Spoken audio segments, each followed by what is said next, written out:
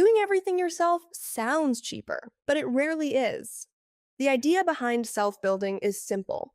If you do more work yourself, you reduce labor costs, and labor is a major part of construction, roughly 30% to 50% of total cost in many residential projects. So, on paper, doing the work yourself seems like a clear way to save money. But construction isn't just about labor, it's about time, sequencing, and risk.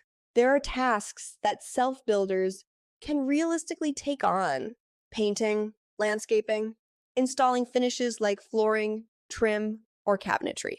These are labor intensive, but relatively low risk. Even then, there's a trade off: time. What a professional crew completes in 2 to 3 days can take a homeowner 2 to 3 weeks. And that difference matters more than people expect, because longer timelines have real costs. If you're financing the build, every extra month can mean additional interest payments. In the US, carrying costs during construction can add hundreds or even thousands of dollars per month. Delays can also push back inspections, which then delays the next phase of work. And construction is a chain. When one step slows down, everything behind it shifts. Then there are trades, where mistakes are not easily reversible. Electrical, plumbing, structural framing, these systems require precision, code compliance, and often years of experience.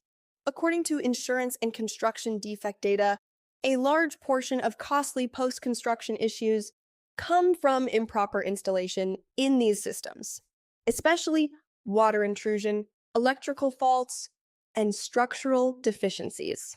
And the risk isn't always immediate. A wiring issue might pass unnoticed until it becomes a fire hazard. A framing mistake might not fail today, but could compromise the structure over time. That's why most jurisdictions require licensed professionals for critical trades. It's not just about skill, it's about accountability, inspections, and long-term performance. There's also a less obvious factor: coordination. Construction is not one job. It's a sequence of tightly connected steps. Framing must be completed before electrical and plumbing begin.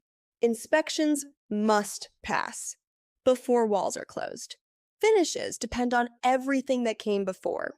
Professionals don't just bring expertise. They bring speed, sequencing, and the ability to operate within that system. When self-builders take on too much, they often become the bottleneck. Projects slow down, mistakes compound, and costs begin to rise in ways that weren't part of the original plan. So the real question isn't, can you do it yourself? It's, is your time, risk, and learning curve worth the savings? Because in many cases, what you save in labor, you lose in time, delays, and costly corrections.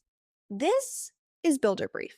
We're building a space for serious, system-level conversations about housing, land, and construction beyond headlines and beyond politics. Our goal is simple: to understand how the built environment actually works and why it affects all of us. If you find this work valuable, consider subscribing and supporting the channel. It helps us continue producing independent, data-driven analysis like this.